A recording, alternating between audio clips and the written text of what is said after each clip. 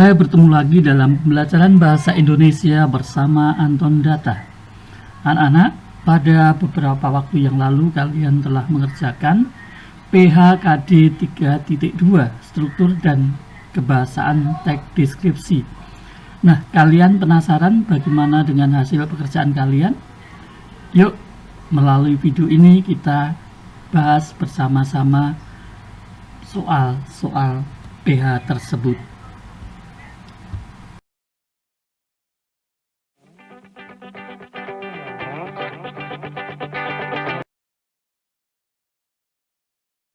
Bagian teks deskripsi yang berisi penggambaran secara umum tentang objek deskripsi disebut deskripsi objektif, deskripsi umum, deskripsi bagian, deskripsi spasial.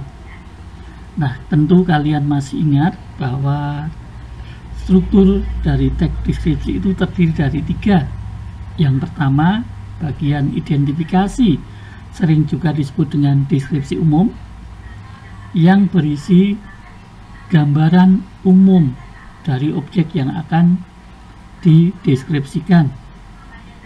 Sedangkan bagian yang kedua disebut dengan deskripsi bagian. Nah, bagian ini berisi penjelasan secara detail, secara rinci dari bagian-bagian objek yang dideskripsikan.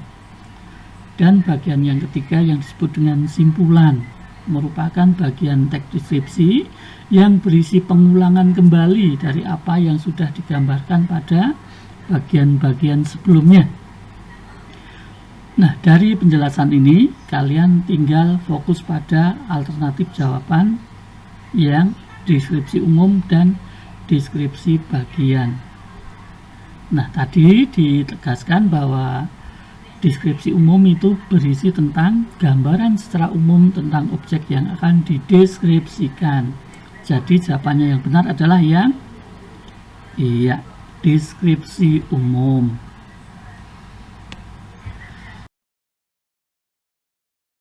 Bagian struktur teks deskripsi yang berisi penegasan ulang dari yang sudah digambarkan di bagian sebelumnya disebut dengan deskripsi bagian, deskripsi umum, identifikasi, simpulan. Pada soal sebelumnya Bapak sudah kembali perjelas bahwa teks deskripsi terdiri dari 3 bagian, yaitu deskripsi umum, deskripsi bagian, dan simpulan. Ya, deskripsi umum berisi gambaran secara umum tentang objek yang akan dideskripsikan. Deskripsi bagian berisi penjelasan secara rinci, secara detail dari objek yang dideskripsikan. Sedangkan simpulan merupakan bagian dari teks deskripsi yang berupa penegasan ulang dari apa yang sudah disampaikan di bagian-bagian sebelumnya. Maka jawabannya adalah simpulan. Berikut ini yang merupakan struktur teks deskripsi adalah identifikasi, deskripsi umum, deskripsi bagian, simpulan, identifikasi, deskripsi umum, deskripsi bagian, identifikasi, deskripsi umum, simpulan, identifikasi, deskripsi bagian, simpulan. Pada soal sebelumnya Bapak sudah jelaskan bahwa struktur teks deskripsi itu terdiri dari 3, yaitu identifikasi atau disebut juga dengan deskripsi umum, 2 deskripsi bagian, dan 3 simpulan. Jadi jawabannya adalah pada alternatif jawaban yang keempat.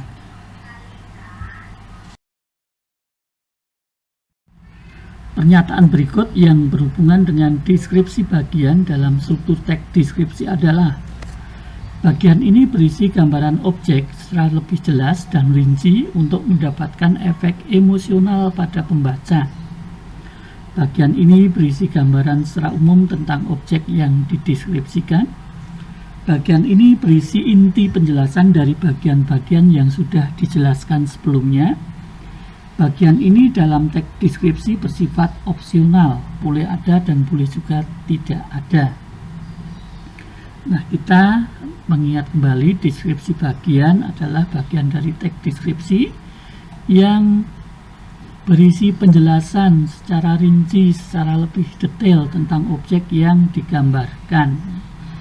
Nah, kalau alternatif jawaban bagian ini berisi gambaran secara umum tentang objek yang dideskripsikan, ini merupakan bagian deskripsi umum. Bagian ini berisi inti penjelasan dari bagian-bagian yang sudah dijelaskan sebelumnya. Ini terdapat pada bagian simpulan. Nah, bagian ini dalam teks deskripsi bersifat opsional, boleh ada dan boleh juga tidak. Ini juga merupakan keterangan dari bagian simpulan.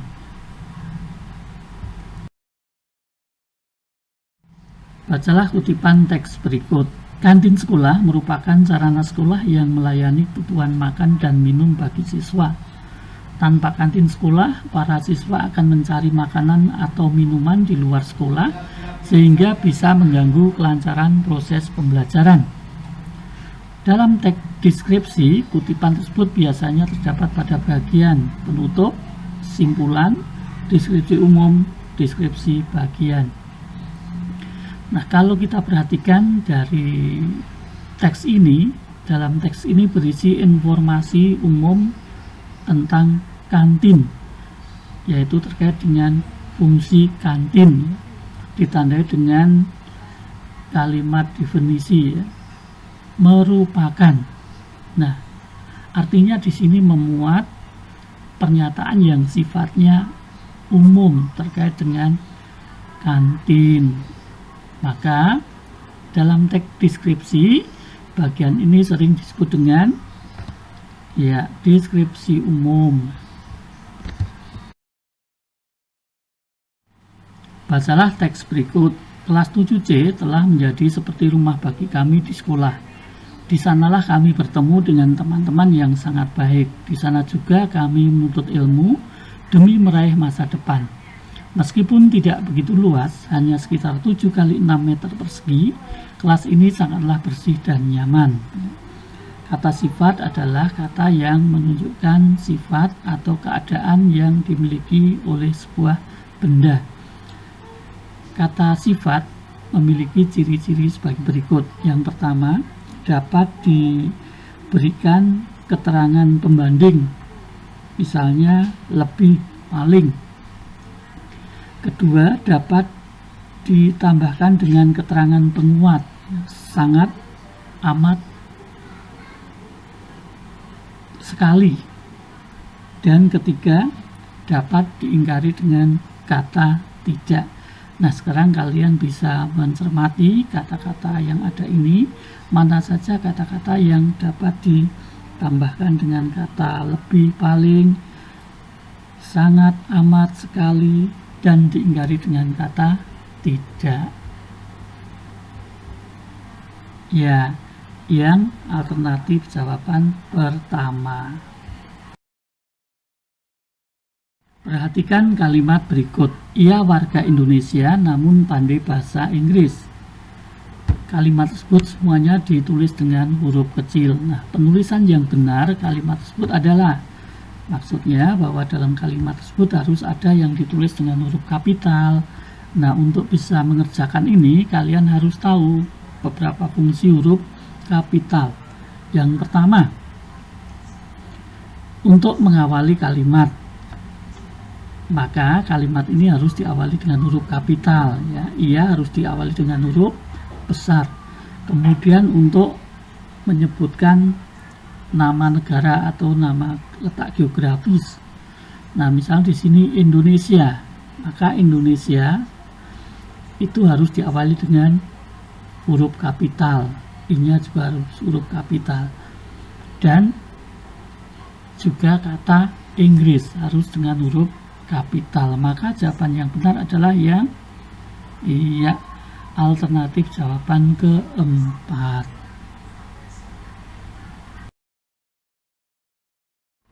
Perhatikan kutipan teks berikut. Kelas 7C sudah menjadi seperti ruang bagi kami sendiri. Di sana kami bertemu dengan teman-teman yang sangat baik. Di sana juga kami menuntut ilmu demi meraih masa depan. Meskipun tidak begitu luas, hanya 7 kali 6 meter persegi, kelas kami sangatlah bersih dan nyaman. Kata rujukan dalam kutipan teks tersebut adalah meskipun, di sana, bagi, demi. Kata rujukan adalah kata yang merujuk atau mengacu pada kata atau sesuatu yang sudah disebut di bagian sebelumnya atau bagian yang mendahulunya. Nah, kalau kita simak kalimat pertama teks ini menyebut tentang kelas 7C. Kemudian pada kalimat kedua disebut bahwa di sana kami bertemu dengan teman-teman yang sangat baik. Nah, kelas 7C pada kalimat kedua ini digantikan dengan kata di sana.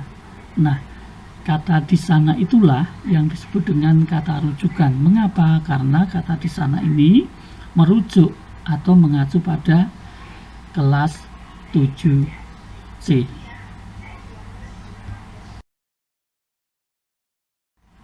Simaklah kutipan teks berikut. Di desa Tegurwangi, di kaki Gunung Dempo, Pagar Alam, Sumatera Selatan, di tengah sawah yang sedang menguning, berdiri tegak rumah adat masyarakat Besemah yang biasa dikenal dengan nama Rumah Bagi atau Rumah Bagi. Citraan yang terdapat dalam kutipan tersebut adalah citraan peraba, pendengaran, penglihatan, perasa. Ya. Citraan adalah kesan yang muncul akibat tanggapan dari indera kita. Nah, kalau kita cermati dalam kalimat ini menggambarkan sebuah rumah ya, yang berdiri tegak ya, yang terletak di desa Tegurwangi ya, namanya Rumah Bagi. Artinya dari teks ini kita seolah-olah melihat sebuah rumah yang berdiri tegak, yaitu rumah bagi. Maka citraan yang ada adalah citraan penglihatan. Bacalah kutipan teks berikut. Gemulekan pantai Parangtritis serasa sempurna di sore hari. Pada sore hari kita bisa melihat matahari terbenam yang merupakan saat sangat istimewa. Lukisan alam yang sungguh memesona. Semburat warna merah keemasan di langit dengan kemilau air pantai yang tertimpa matahari sore melungkupi seluruh tubuh. Seakan tersihir kita menyaksikan secara perlahan matahari seolah-olah masuk ke dalam hamparan air laut. Dalam teks deskripsi, kutipan tersebut merupakan bagian identifikasi, simpulan, deskripsi umum, deskripsi bagian. Kalau kita cermati, kutipan teks ini berbicara tentang keindahan pantai Parangtritis di sore hari. Artinya teks ini hanya mendeskripsikan pantai Parangtritis dalam satu waktu, yaitu di sore hari. Padahal pantai Parangtritis itu memiliki berbagai keindahan. Nah, artinya di sini hanya ada salah satu bagian yang dideskripsikan dari objek tersebut. Maka bagian ini disebut dengan deskripsi bagian.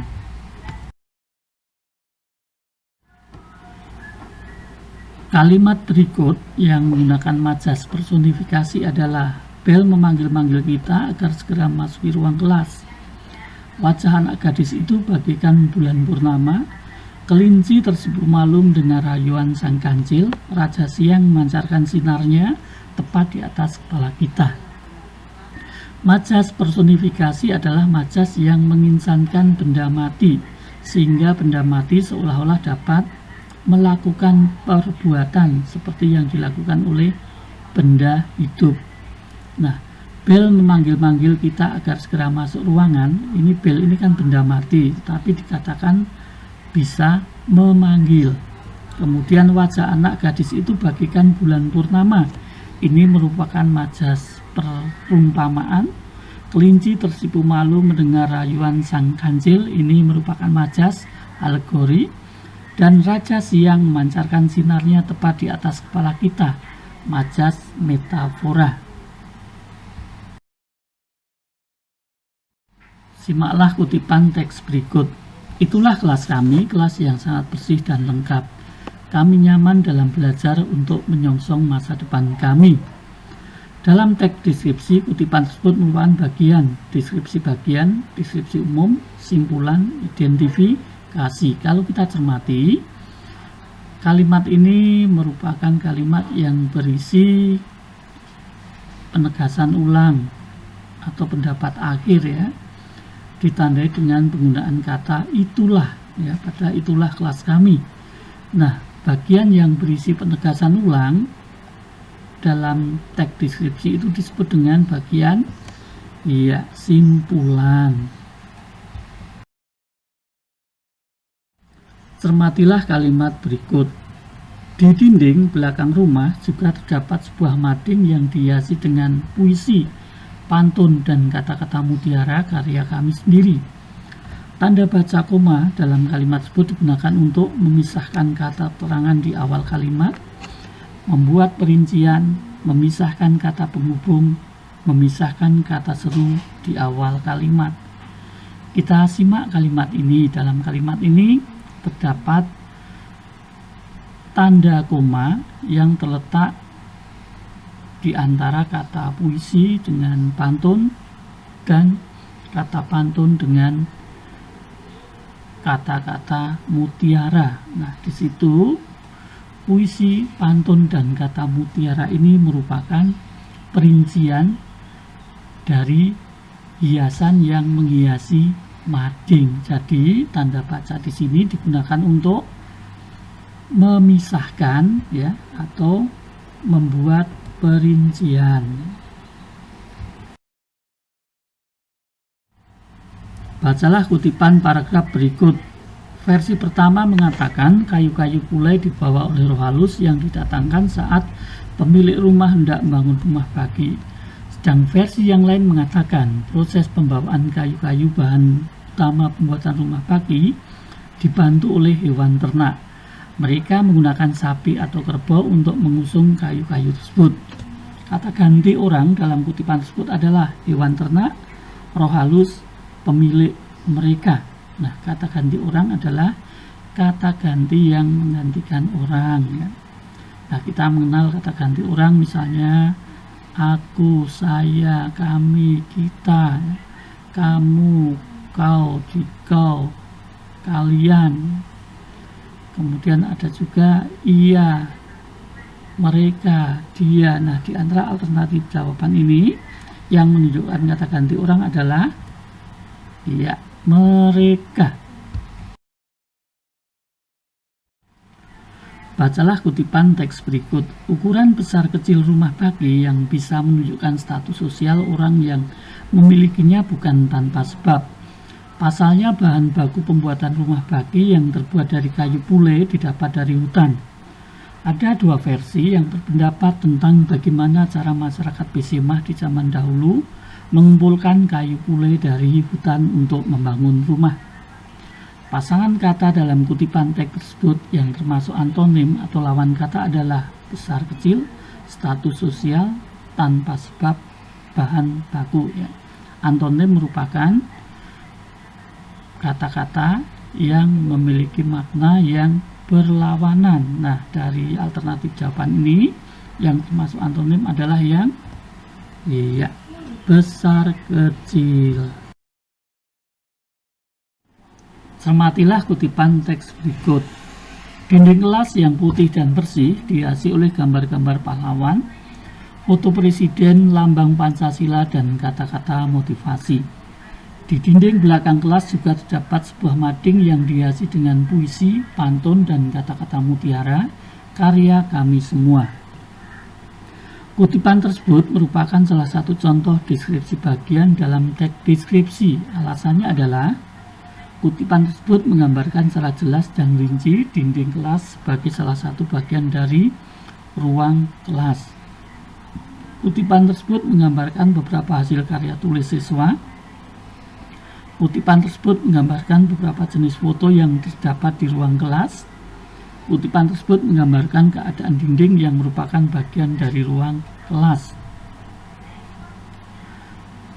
Nah, kalau kita cermati ya,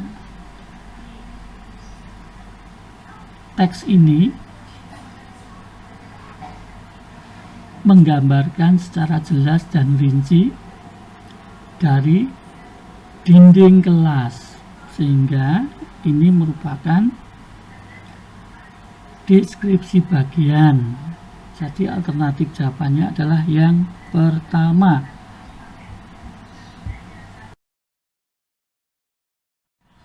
Perhatikan kutipan berikut. 1. Kelas 7C telah menjadi seperti rumah bagi kami di sekolah. 2. Di sanalah kami bertemu dengan teman-teman yang sangat baik. 3. Di sana juga kami menuntut ilmu demi meraih masa depan. 4. Meskipun tidak begitu luas, hanya sekitar 7 kali 6 meter persegi, kelas ini sangatlah bersih dan nyaman. Pemakaian kata sifat dalam kutipan teks tersebut terdapat pada kalimat yang bernomor A, 2 dan 3, B, 1 dan 3, C, 2 dan 4, D, 3 dan 4. Kalau kita cermati kalimat-kalimat tersebut, maka kata sifat yang ada adalah sangat baik, bersih, dan nyaman. Berarti ada pada kalimat bernomor 2 dan 4. Bacalah kutipan teks berikut. Rumah ini memiliki ciri khas pada atapnya yang meruncing bagi tanduk. Dilihat dari bentuk atapnya, rumah bagi hampir sama dengan rumah adat Minang atau Toraja. Satu yang membedakannya adalah atap rumah bagi tidak terlalu runcing dan terbuat dari ijuk atau serabut pohon aren dengan kerangkanya yang terbuat dari bambu. Kata perimbuhan yang terdapat dalam kutipan teks tersebut diantaranya ini, pada, yang, dari. Ciri khas bagi tanduk sama dengan rumah adat, memiliki, meruncing, dilihat, membedakannya. Rumah, ciri khas, tanduk, bentuk. Kata perimbuhan adalah kata yang dibentuk dengan proses penambahan imbuhan berupa awalan, sisipan, atau akhiran maupun imbuhan gabung pada bentuk dasar. Nah, untuk menentukan jawabannya, kalian cukup melihat dari alternatif jawaban ini yang bukan lagi merupakan bentuk dasar adalah yang mana? Iya, yang alternatif jawaban ketiga, memiliki, meruncing, dilihat, dan membedakannya. Bacalah teks berikut. 1. Lantai kelas dilapisi oleh keramik putih yang sangat bersih dan mengkilap. 2. Tak hanya bersih, kelas kami juga sangat lengkap. 3. Kami memiliki 30 kursi dan meja. 4. Di depan terdapat 2 buah papan tulis yang besar. 5. Di samping papan tulis terdapat meja guru dan lemari besar. Kalimat yang di dalamnya terdapat pemakaian kata ganti orang dalam kutipan teks tersebut ditandai dengan bernomor 1 dan 5, 2 dan 3, 4 dan 5, 1 dan 2. Kata ganti orang yang kita bisa lihat dalam kalimat ini adalah kami. Nah, itu terdapat pada kalimat yang bernomor 2 dan kalimat yang bernomor 3.